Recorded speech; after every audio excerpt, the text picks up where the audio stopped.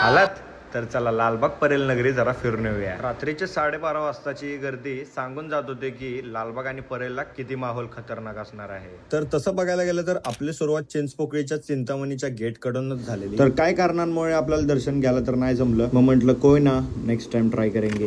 थेट चिंतामणीच्या गेटच्या समोर काळा चौकीचा महागणपती होता। गर्दी कमी असल्यामुळे आपलं दर्शन लवकरात लवकरच झालं। या गणपतीची एक खासियत आहे, हा गणपती कितीही मोठा असला तरी दरवर्षी या चाळीतूनच प्रवेश करतो। बाहेर आल्यावर सरळ आम्हाला लालबागचा गेट दिसला, मग म्हटलं गेटचं दर्शन घेऊन डायरेक्ट बाकीच्या गणपतींकडे जाऊ, कारण दर्शनाची लाईन सरळ स्टेशन कडून चालू झालेली आणि त्यासाठी 4-5 तास लागणार होते। पण आपलं नशीबच इतकं भारी आहे की आपल्याला सरळ मेन गेटने एंट्री भेटली, ते पण न काय करता।